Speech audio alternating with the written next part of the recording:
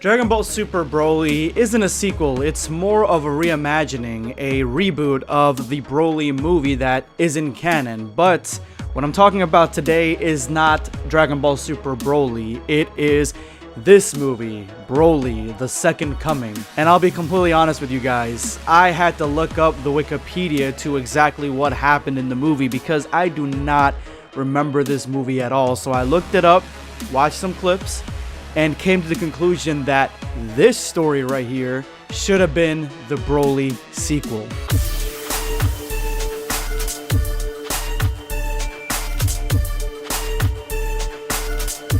Know your place, worm. Prepare yourself. Damn Saiyan.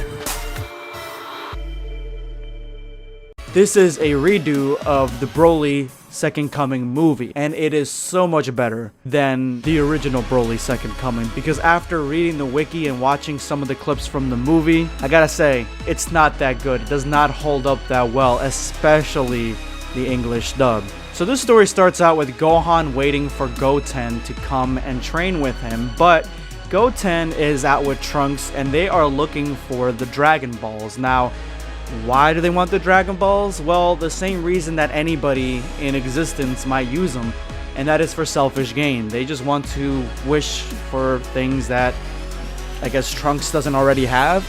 Little kid stuff. It's nothing too important, but you would think that this is the reason that the Shadow Dragons even exist at some point in GT, because of fruitless and selfish wishes, and this is exactly what these two kids are doing. One of the Dragon Balls is deep underwater in the ocean, so Trunks throws a blast down and he is strong enough to cause a tsunami. Now this tsunami does not reach any coastal cities, but what it does do is awakens Broly, who was underwater all this time. Now, what is he doing underwater? After the fight from the first movie, this is directly after the first movie, at least in Broly's case, he decides to fly off and he tries to find Goku, Vegeta, Trunks, all those who kind of beat him in the first movie for revenge, ends up going to Earth, finding them there, but because he cannot go in his legendary state anymore because of Goku's attack from the last movie, and the fact that he flew all the way from New Planet Vegeta to Earth, he is completely out of gas and he falls into the ocean. Fast forward to Trunks waking him up. Broly comes out and immediately senses the energy of what he thinks is Trunks and Goku, which is Goten. He dashes straight for them and obliterates them with his two ginormous arms, and then continues to pummel them, even though he realizes that they're a little too small to be the dudes that he's looking for, the ones he wants revenge on. But he says fuck it and continues to pummel them.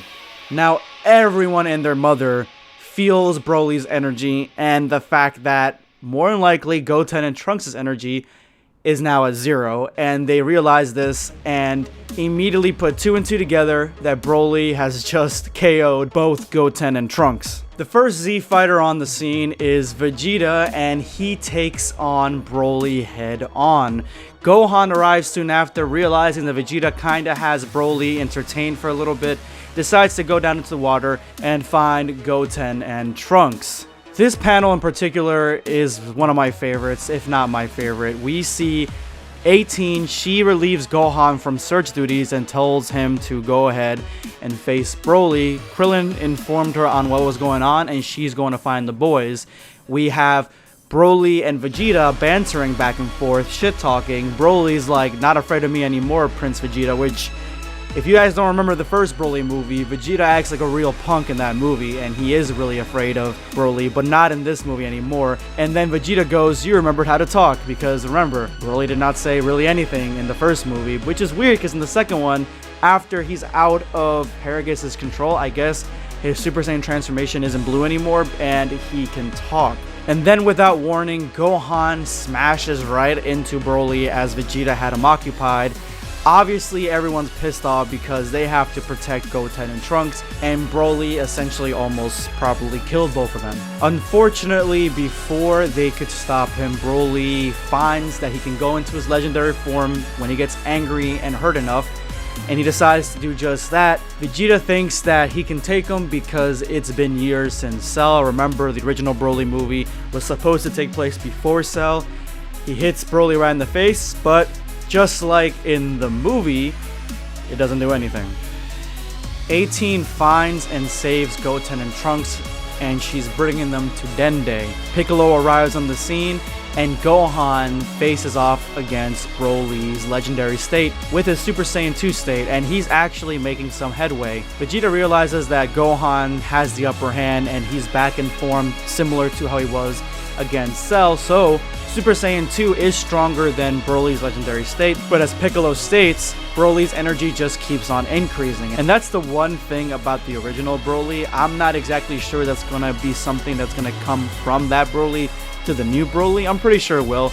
And that is, no matter how powerful these Saiyan forms get, Super Saiyan 1, Super Saiyan 2, Super Saiyan 3, God levels, they may be able to overwhelm Broly at the very beginning, but Broly is kind of like the Incredible Hulk. His power will keep increasing, and that is exactly what happens here. And now Super Saiyan 2 Gohan is at a complete disadvantage over the powered up Broly, and Piccolo comes up with a brilliant strategy after remembering their last fight with him, and that is that all of them need to fight Broly at once with one attack. Gohan ends up being on the defensive, and Broly issues a barrage of devastating attacks against him. Goku realizes that Broly is back, and he wants to come and help. King Kai wants to get him some permission first before he goes back to the land of the living, just like in the Buu saga, but Goku's like, there's no time for me to wait for permission, so King Kai says, alright, but you can only be down there for a second, and Goku's like, that's all I need. And I like that they added this sort of time explanation, and that is very reminiscent of BoJack Unbound, where Goku comes for a split second to punch BoJack in the face to save Gohan. It gives a reason for that, because he did not get permission. He's basically tied to the land of the dead. And this provides some urgency and some much needed tension to Goku coming back and trying to save the day. Piccolo distracts Broly, saving Gohan so Gohan can come back to Vegeta and they can do a unified attack against him, but Piccolo doesn't really fare very well. He gets a lot of his limbs ripped off, and it feels like just the Namekian race is not very durable. They're very fragile when it comes to their limbs and just their body parts, because probably they can grow them back.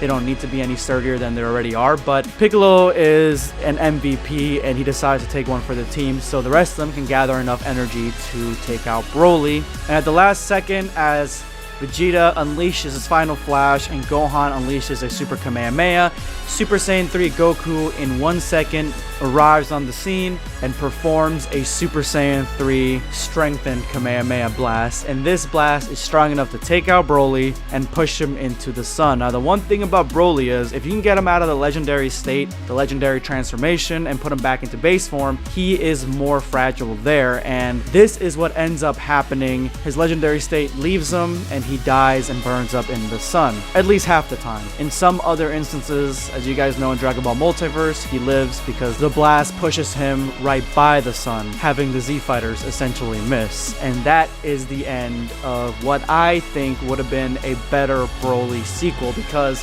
Broly Second Coming is pretty bad. It's not as bad, in my opinion, as Bio Broly by any stretch of the imagination, but it is still not a very good movie. It's very confusing. The fight scenes and the action are interesting, and there's definitely more of it in that movie than there is in this fan manga, but still, just the way that the movie progresses, the dialogue, the music, it's not very good, and this would have been a much better sequel. This is going to be BlackScape signing off. Take care, guys.